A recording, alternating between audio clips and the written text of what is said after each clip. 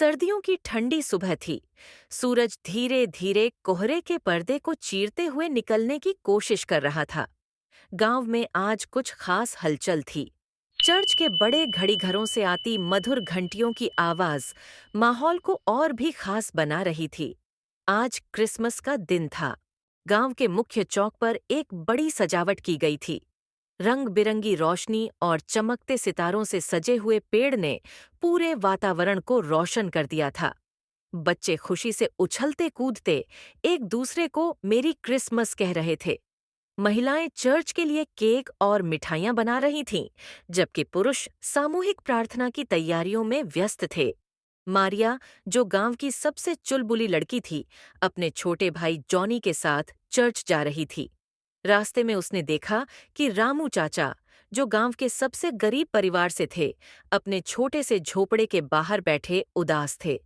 उनके पास न तो खाने के लिए पर्याप्त भोजन था और न ही उनके बच्चों के लिए नए कपड़े। यह देखकर मारिया का दिल पसीज गया।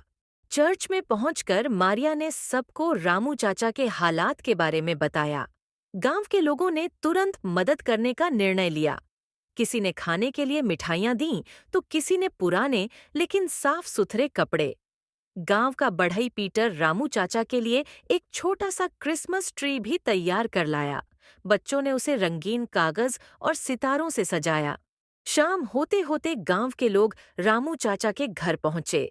वे सब मिलकर जिंगल बेल्स गा रहे थे।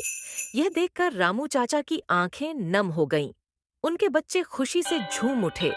सबने मिलकर क्रिसमस का केक काटा और रामू चाचा के परिवार के साथ खाना खाया। उस रात रामू चाचा ने कहा, आज मैंने असली क्रिसमस की भावना को महसूस किया। यह सिर्फ उत्सव नहीं, बल्कि आपसी प्रेम और मदद का पर्व है। गांव में वह क्रिसमस हमेशा के लिए यादगार बन गया। वहां हर कोई समझ गया कि त्योहार का असली मतलब एक दूसरे की मदद करना और खुशियां बांटना है। वीडियो अच्छी लगी हो तो लाइक और सब्सक्राइब करें और नीचे दिए हुए बेल आइकन को प्रेस करें ताकि जब भी कोई नई वीडियो आए आपको उसकी नोटिफिकेशन मिल जाए। धन्यवाद।